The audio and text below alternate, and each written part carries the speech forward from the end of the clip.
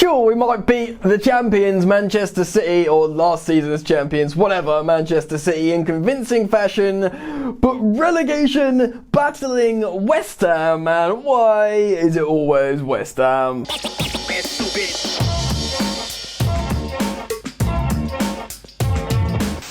What's going on, people? Welcome back to Football Therapy with me, your host Jan. How you all doing, man? This is a match review of Chelsea's 3-2 loss in the London derby against the West Ham. I laugh because if I don't laugh, I will cry. That's right, in a game where Chelsea looks pretty darn good in small moments, generally as a whole looks like they didn't have the answer to play against West Ham, David Moyes' West Ham. Now, I don't want to completely say they were bad because they defended resolutely and had really good counter-attacking football and they were good on their set pieces. Mate, West Ham always play well against Chelsea.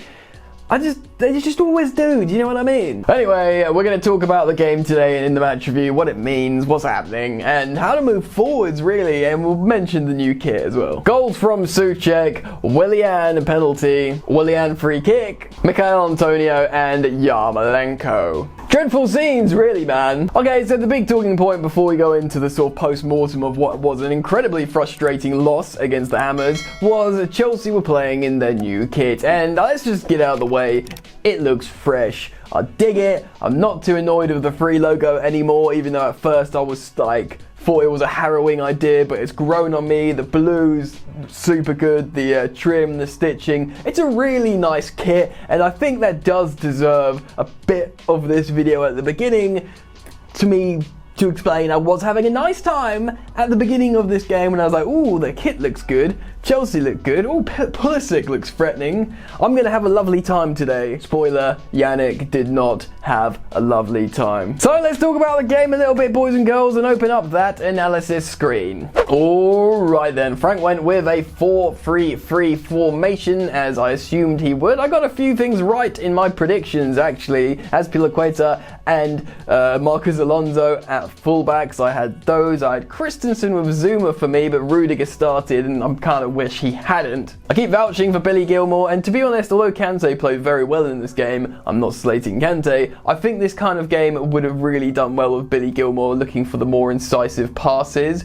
but Kante did play really well defensively. He was flanked by both Ross Barkley and Mateo Kovacic. I called Mateo Kovacic. And to be honest, Ross Barkley, who I didn't have starting, probably shouldn't have started. Up top we had Tammy Abraham, which is fair enough. I would have liked to see Giroud come back in, and again, hindsight, yes, it would have liked to see him come back in like I predicted. And he was flanked with another two players I got right, Pulisic and Willian. Substitute appearances from Mason Mount, who changed the game a little bit when he came on in terms of the dynamic in midfield, and Ruben Loftus-Cheek, who also played in the midfield as opposed to left wing, which kind of made a big difference as well, and obviously Giroud came on. All the subs made a difference, but really it was almost too little too late. I want to praise Frank Lampard for his subs, but I also perhaps want to criticise him for an incorrect initial lineup. Hey, look, Lampard, man, no one rides for free, bro. So in the first half, I think it's Souček. He will feel not aggrieved, but they had a goal ruled offside. That was a bit of a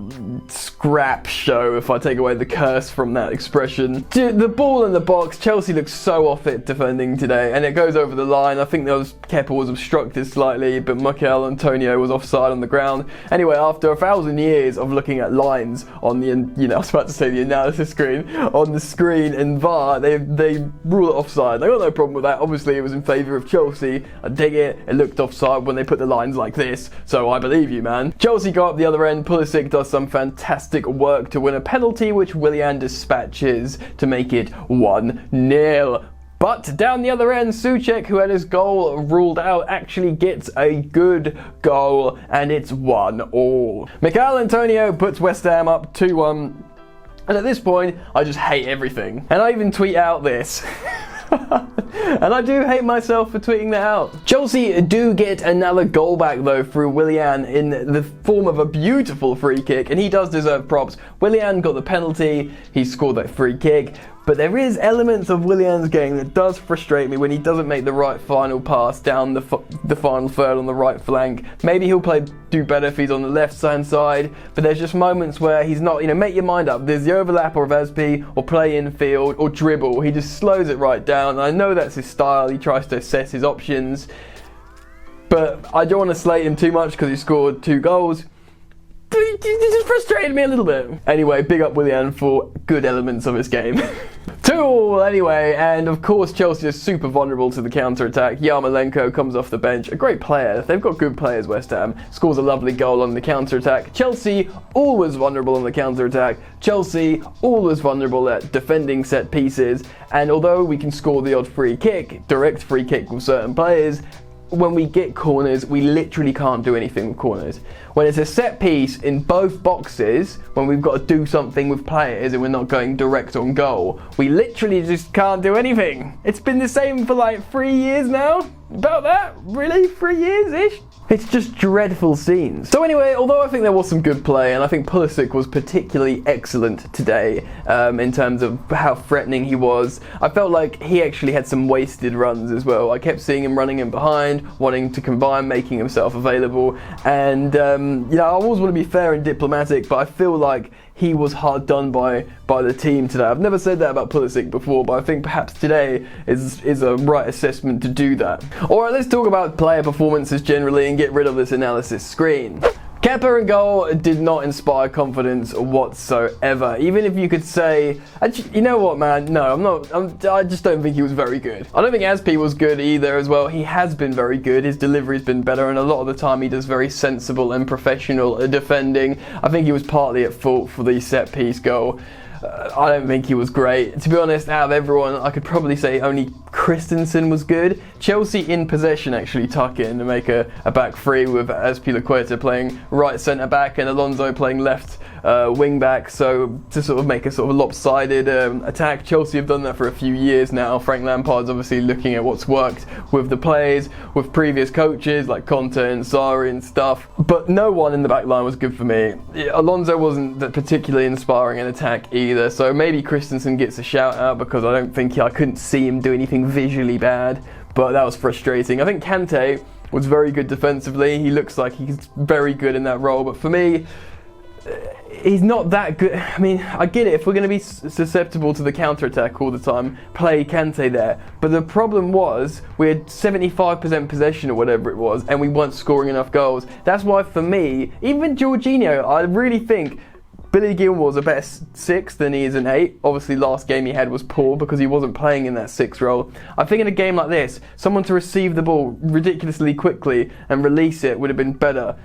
I think Kante was good. I just think perhaps a different tactical choice would have worked better in this game. Obviously, the 8s were wrong. Mateo Kovacic is good when you're progressing the ball from deep, but we needed to be creative. We should have started Mount and Ruben Loftus-Cheek off the bat. Hindsight is it's 2020, I know it, and Frank will probably say that himself now and learn from it, but we should have had those attacking 8s. But the front three wasn't bad. Tammy made some good runs, but generally it was frustrating.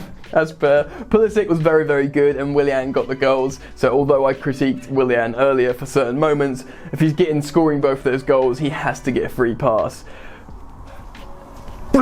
Anyway, the subs were effective. Like I said, Ruben Loftus-Cheek and Mount were good, and Giroud, I think, provided he had longer in the game, he would have acclimatised better, and a couple of his chances he might have got to because he was making the right runs when the ball was coming in.